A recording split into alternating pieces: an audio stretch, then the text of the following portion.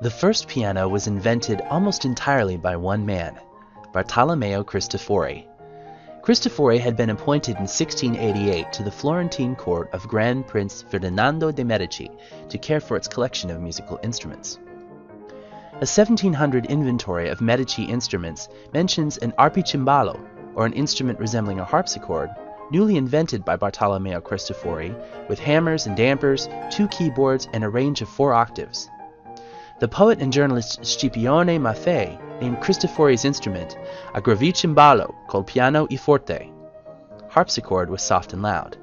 The first time it was called by its eventual name, pianoforte.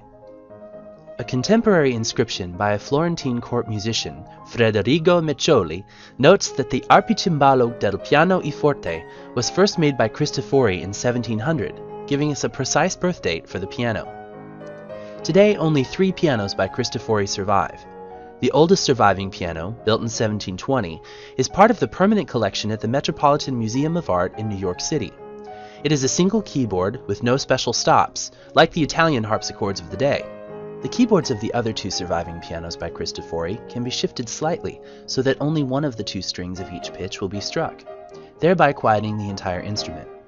This is called the una corda mechanism, which is included in most grand pianos today and activated by pressing the piano's middle pedal. The sound of the first piano was considerably different than modern grand pianos. Its range was narrower, 54 rather than 88 keys, and its thinner strings and harder hammers gave it a timbre closer to a harpsichord than a modern Steinway.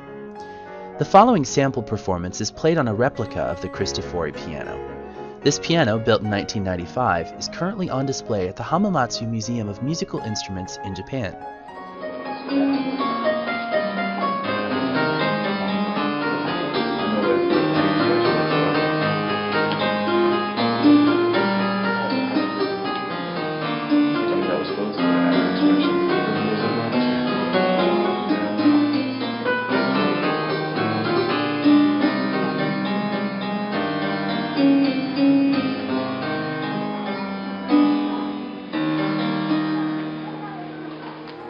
The Italians were very protective of their new invention, so much so that it took several years for the instrument to reach prominent composers around the world. In fact, Cristofori himself never lived to see music written specifically for his piano, as it came to be called. However, after 300 years of development, the instrument has changed conceptually very little from Cristofori's early design, and it is now the world's favorite instrument.